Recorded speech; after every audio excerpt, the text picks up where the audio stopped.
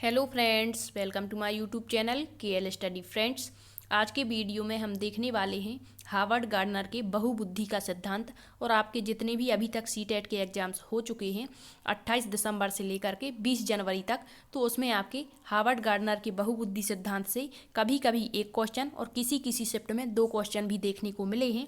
तो ये topic important हो जाता है। और आपको बता दें कि आपके CDP में जीन पियाजे, वाइगॉस्की, कोहलबर्ग और हार्वर्ड गार्डनर ये 4 सिद्धांत ऐसे हैं जहाँ से आपके 10 नंबर क्लियर होते हैं। तो ये टॉपिक इम्पोर्टेंट है। इससे पहली क्लास में हमने आपको बताया था जीन पियाजे और वाइगॉस्की, उनका सिद्धांत अर्थात उनकी थ्योरी पूरी करवाई थी और उसके बाद जो भी क्वेश्चन पूछे गए हैं वो सारे हमने आपको करा दिए थे। तो एक बार आप वो वीडियो जरूर देख लें। और क्योंकि ये सिद्धांत यदि आप पूरा विस्तार से पढ़ लेते हैं तो फिर कोई भी क्वेश्चन बन जाए आपका आंसर हमेशा सही ही होगा। केवल यहाँ समझ की ज़रूरत होती है कि ये जो सिद्धांत हैं आपको समझ करके पढ़ना चाहिए। तो देख लेते हैं हार्वर्ड गार्डनर का बहुबुद्धि सिद्धांत। तो पहले हम इनकी बेसिक जानकारी देख लेते हैं। कभी कभी पूछता है, केवल यही पूछ लेता है कि जो बहुबुद्धि का सिद्धांत है वो किसने दिया है फैक्ट के रूप में। ठीक है, तो किसने दिया है? हार्वर्ड गार्डनर ने। इसका प्रतिपादन, इन्होंने इस सिद्धांत का प्रतिपादन कब किया? तो सन 1983 में। ठीक, अब गार्डनर के अनुसार किसी भी बालक में 7 प्रकार की बुद्धियां पाई जाती हैं। जब इन्होंने ये सिद्धांत अर्थात थ्योरी दी थी सन 1983 में, तब इन्होंने बताया था कि किसी भी बालक में 7 प्रकार की बुद्धियां पाई जाती हैं। लेकिन बाद में सन 1998 में इन्होंने बुद्धि का 8वां प्रकार जोड़ दिया और 8वें प्रकार की जो बुद्धि इन्होंने बताई थी वो थी प्रकृतिवादी, या फिर उसी को प्राकृतिक बुद्धि कहते हैं। तो क्वेश्चन बन सकता है कि इन्होंने जब सिद्धांत का प्रतिपादन किया 1983 में तो 7 प्रकार की बुद्धियां बताई थी। 8वें प्रकार की बुद्धि कौन सी है? तो वो है प्राकृतिक या प्रकृतिवादी बुद्धि। कब बताई इन्होंने? तो सन 1998 में। ठीक है, फिर सन 2000 में एक और बुद्धि का इन्होंने प्रकार बताया, 9वां प्रकार। वो कौन सा था? तो अस्तित्ववादी बुद्धि था। ठीक है, जिससे वर्तमान समय में इनके सिद्धांत में बुद्धि के कितने प्रकार माने जाते हैं? 9 प्रकार। अब किसी किसी बुक में आपने 10 प्रकार भी देखे होंगे और जो 10वां प्रकार है वो अस्तित्ववादी बुद्धि बताया जाता है। लेकिन हमें इनके बुद्धि के 9 ही प्रकार पढ़ने हैं। अब इनकी जो पुस्तक है, हार्वर्ड गार्डनर ने अपनी प्रसिद्ध पुस्तक, इनकी पुस्तक का नाम याद रखिए, frames of mind the theory of multiple intelligences, में काफ़ी विस्तार पूर्वक इस सिद्धांत के बारे में बताया है। तो यहाँ पर आपको बता दें इनकी बुद्धि के जो सिद्धांत इन्होंने दिया, बहुबुद्धि सिद्धांत, इसका सार क्या है? तो बुद्धि 10 प्रकार की योग्यताओं से बनी है। मतलब कहीं कहीं 10 बुद्धियां मानी जाती हैं, तो हम यहाँ 10 लेकर के चल रहे हैं। ठीक है, तो 10 प्रकार की योग्यताओं से हमारी बुद्धि बनी होती है और हर व्यक्ति में सभी योग्यताएं होती हैं। लेकिन मतलब ये 10 प्रकार की बुद्धियां हैं तो प्रत्येक व्यक्ति में तो है, लेकिन जिसकी योग्यता या जिस योग्यता के प्रति ज़्यादा अनुकूलित वातावरण मिलता है वह बुद्धि अधिक विकसित हो जाती है। मान के चलिए एक एग्जाम्पल आपको बता दें, जैसे लता मंगेशकर हैं। ठीक है, तो लता मंगेशकर ऐसा तो नहीं कि केवल इनके पास संगीत की बुद्धि ही है, अन्य बुद्धियां इनमें है ही नहीं, सभी बुद्धियों में पिछड़ी हैं। नहीं, इनके पास हैं तो सभी प्रकार की बुद्धियां, 10 प्रकार की। लेकिन इनको वातावरण किसका मिला सबसे ज़्यादा? तो इनको वातावरण जो है वो संगीत का मिला, तो इस कारण से इनके पास में संगीती बुद्धि जो है वो सबसे ज़्यादा विकसित हो गई। ठीक है, तो इसी तरह से सभी व्यक्तियों में सभी प्रकार की बुद्धियां होती हैं, लेकिन एक विशिष्ट बुद्धि होती है। विशिष्ट का मतलब है कि जो बहुत अधिक विकसित होती है। ठीक है, तो सभी व्यक्तियों में सभी प्रकार की बुद्धियां पाई जाती हैं, लेकिन वही बुद्धि ज़्यादा विकसित होती है जिसके प्रति उसको वातावरण मिलता है। ठीक है, जैसे आपको बता दें, एक तो लता मंगेशकर हो गई, इसके बाद जैसे आपसे कह दें एक शिक्षक हो गया। ठीक है, तो शिक्षक के पास में अंतःवैयक्तिक बुद्धि भी होती है और अंतरावैयक्तिक भी होती है।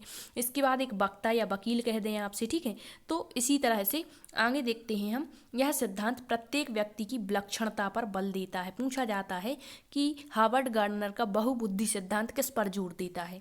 तो प्रत्येक व्यक्ति की विलक्षणता पर, कि हैं तो सभी व्यक्तियों में 10 ही बुद्धि, लेकिन विलक्षण बुद्धि कौन सी है, सबसे विकसित बुद्धि कौन सी है, इस पर ये सिद्धांत जोर देता है। ठीक, अब हम देख लेते हैं कि गार्डनर के द्वारा बताई गई बुद्धि के जो 9 प्रकार हैं वो कौन कौन से हैं। और कभी ये पूछ लेता है, जैसे कह दिया साहित्यकार, रचनाकार, गणितज्ञ या फिर एक जीव वैज्ञानिक कह दिया, तो पूछ लेगा कि किसके पास में प्राकृतिक बुद्धि है। तो कहीं से भी क्वेश्चन पूछ सकते हैं।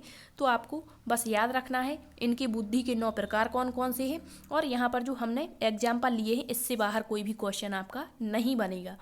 तो सबसे पहले शाब्दिक बुद्धि या भाषाई बुद्धि, जिसे इंग्लिश में लिंग्विस्टिक इंटेलिजेंसी कहते हैं।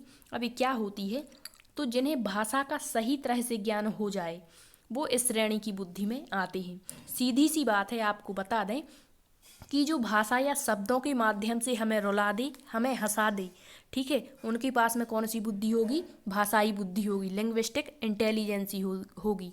जैसे एक कवि इतनी अच्छी कविता लिखता है कि जब भी हम कभी उस कविता को पढ़ते हैं तो हमारे मन में भाव उमड़ने लगते हैं, ठीक है, या तो हम बहुत भावुक हो जाएंगे या फिर रोने की स्थिति पैदा हो जाएगी, ठीक है। तो मतलब जो कवि है हमारे सामने तो है नहीं, केवल हमने इसके लिखे हुए जो शब्द हैं उनको पढ़ा है, मतलब इसने हमें अपने शब्दों के जाल में फंसा लिया है, ठीक है। तो कवि हो गए, इसी तरह से वकील हो गए, लेखक हो गए। हम लेखक इतने अच्छे लेख लिखते हैं कि उस पर भी हम अपने भाव प्रदर्शित करने लगते हैं। पत्रकार हो गए, व्याख्याता हो गए, साहित्यकार, रचनाकार, एक शिक्षक, कलाकार, धर्मगुरु, राजनेता, वक्ता। तो इन सबके पास में कौन सी बुद्धि होती है, शाब्दिक बुद्धि।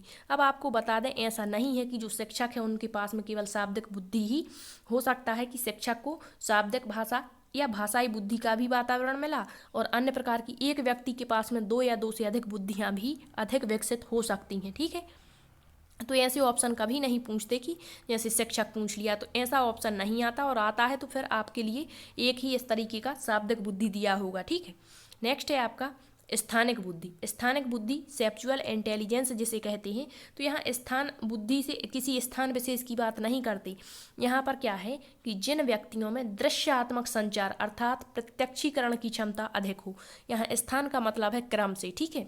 जैसे एक शल्य चिकित्सक, तो इसको पूरे स्थान का ज्ञान होगा। जैसे एक मूर्तिकार, चित्रकार, इंजीनियर, सर्वेक्षण अधिकारी, कार्टूनिस्ट, अभियंता और नाविक। अब इसे एग्जाम्पल के जरिए आपको बताने का प्रयत्न करते हैं। जैसे आपने कार्टून देखे होंगे, ठीक है, तो कार्टून किसी भी तरीके का हो, लेकिन उसका स्थान नियत रहता है कि आँखों की जगह पर उसकी आँखें ही बनाई जाएंगी, पैर की जगह पर उसके पैर ही होंगे। ऐसा कभी नहीं होगा कि पैर की जगह आँखें बना दें और आँखों की जगह पर पैर। तो यहाँ पर स्थान विशेष का ध्यान रखा जाता है। जैसे एक मूर्तिकार, मूर्ति बनाने वाला, तो कैसी भी मूर्ति बनाए लेकिन नियत स्थान पर नियत चीज़ रखी जाती है। सिर के स्थान पर सिर होगा, हाथ के स्थान पर हाथ होंगे, मतलब इस प्रकार से क्रम का ध्यान रखा जाता है। एक शल्य चिकित्सक, मतलब जो चिकित्सक होते हैं उनको भी स्थान विशेष का ध्यान रखना होता है। नेक्स्ट है चित्रकार, चित्र बनाने वाला, इंजीनियर, नक्शा बनाने वाला अधिकारी, सर्वेक्षण अधिकारी, कार्टूनिस्ट, अभियंता और नाविक, ठीक है। तो इनके पास में होती है स्थानिक बुद्धि। नेक्स्ट है तार्किक या गणितीय बुद्धि जिसे लॉजिकल इंटेलिजेंसी कहते हैं, अर्थात जिनकी मानसिक क्रियाएं तेज हों, अर्थात तर्क वितर्क करने की क्षमता जिनमें अधिक होती हो, तो उनके पास में कौन सी बुद्धि होती है, तार्किक बुद्धि। जैसे गणितज्ञ, वैज्ञानिक, इंजीनियर, वकील, इनके पास में कौन सी बुद्धि होती है, तार्किक बुद्धि, अर्थात बहुत अच्छे तर्क वितर्क कर सकते हैं, ठीक। नेक्स्ट है आपका शारीरिक गतिज बुद्धि क्या होती है, बॉडी काइनेस्टिक इंटेलिजेंस जिसे कहते हैं। तो इस बुद्धि में शारीरिक कार्य अधिक होते हैं। शारीरिक गतिक मतलब जो शरीर से प्रतिक्रिया देता है, जैसे नृत्यांगना हो गई, खिलाड़ी हो गए, शल्य चिकित्सक हो गए। अब शल्य चिकित्सक यहाँ भी आ जाता है आपका, और इसके पहले हमने देख लिया कि किसमें, हमारे स्थानिक बुद्धि में भी आते हैं, ठीक है। नेक्स्ट है आपका तैराक, मुक्केबाज, एरोप्लेन का पायलट, ये पूछा जाता है, इंपॉर्टेंट है, पूछ लेते हैं कि एरोप्लेन के पायलट में हावर्ड गार्डनर के बहुबुद्धि सिद्धांत के अनुसार कौन सी बुद्धि पाई जाएगी।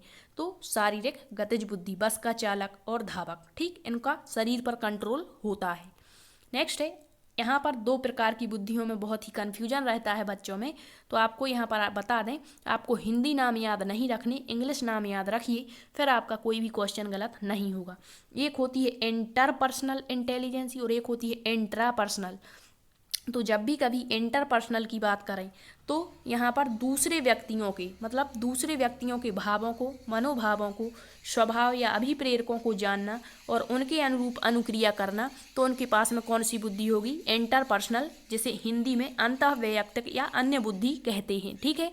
अब एक किसके पास में होती है, जैसे एक पंडित, तो पंडित दूसरे व्यक्तियों को देख करके उसके हाव भाव बता देता है।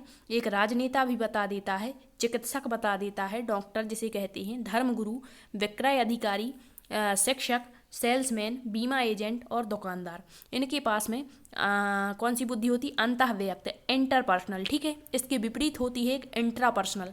अर्थात जब हम स्वयं के भावों को, स्वयं के विचारों को, स्वयं के मनोभावों को जानने समझने लगते हैं और उसके अनुसार अनुक्रिया करते हैं तो उनके पास में होती है अंतरावैयक्तिक, इंट्रापर्सनल। ठीक है, अब इसमें आ जाते हैं जैसे एक योगी, तो योगी स्वयं के बारे में सारी चीज़ें जानता है। एक संत, एक शिक्षक, शिक्षक भी स्वयं की कमियों को भी जानता है, अच्छाई को भी जानता है, तो उसी के अनुरूप क्रिया करता है। ठीक है, तो इंटरपर्सनल और इंट्रापर्सनल, इंटरपर्सनल यानी दूसरों के, इंट्रापर्सनल माने स्वयं के भावों विचारों को समझना। नेक्स्ट बुद्धि है इनकी सातवीं, संगीतात्मक बुद्धि। नाम से ही स्पष्ट है, म्यूजिकल इंटेलिजेंसी। तो यह बुद्धि कुछ ही व्यक्तियों में होती है और जिन व्यक्तियों को लय, ताल, गति, यति, लय, स्वरों आदि का ज्ञान होता है उनके पास में ये बुद्धि पाई जाती है।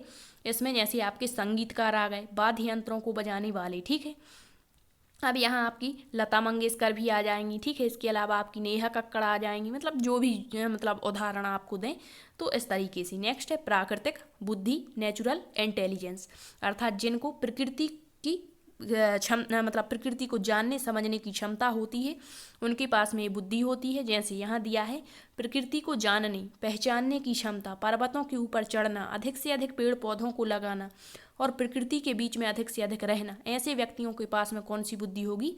प्राकृतिक बुद्धि। जैसे जीव वैज्ञानिक, जीवों की खोज के लिए वो प्रकृति का मतलब घूमते रहते हैं प्रकृति पर। ठीक है, वनस्पति वैज्ञानिक, पर्यटक हो गए, किसान हो गए, शिकारी, तो इनको प्राकृतिक बुद्धि इनके पास में अधिक होती है। तो पूछ सकता है आपसे कि एक शिकारी के पास में हार्वर्ड गार्डनर के अनुसार कौन सी बुद्धि होगी? तो प्राकृतिक बुद्धि।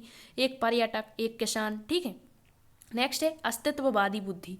तो अस्तित्ववादी बुद्धि अर्थात मानव संसार के बारे में छिपे रहस्यों को जानने वाली, वास्तविकता के बारे में पता लगाना, मतलब दार्शनिक, मतलब जो हमें चीज़ें दिखाई भी नहीं दे रही हैं उनके बारे में ये पता लगाते रहते हैं, तो इनके पास में होती है अस्तित्ववादी बुद्धि। एक चिंतक हो गए, ज्योतिषी हो गए, खोजकर्ता हो गए। ठीक है, तो इन सब के पास में कौन सी बुद्धि होती है? आपकी अस्तित्ववादी बुद्धि। अब आपको बता दें कि इनके सिद्धांत की एक प्रसिद्ध आलोचना भी मानी जाती है, और वो आलोचना क्या है कि इनका सिद्धांत बहुत बड़ा होने के कारण इसका मापन अभी तक संभव नहीं हो पाया है। ठीक है, तो बस आपको इतना ही याद रखना है कि जो हार्वर्ड गार्डनर है इन्होंने बहुबुद्धि का सिद्धांत दिया है और इन्होंने 9 प्रकार की बुद्धियां बताई हुई हैं। इनकी प्रसिद्ध पुस्तक कौन सी है और किस व्यक्ति के पास में कौन सी बुद्धि होती है, बस एक बार आप समझ के यदि वीडियो को देखते हैं तो आसानी से आप किसी भी क्वेश्चन का आंसर दे पाएंगे, क्योंकि आपका कंटेंट कभी नहीं बदलेगा, बस क्वेश्चनों की लैंग्वेज बदल देते हैं। ठीक है, आई होप आपको ये सेशन पसंद आया हो। यदि सेशन पसंद आया है तो शेयर ज़रूर करना। Thank you.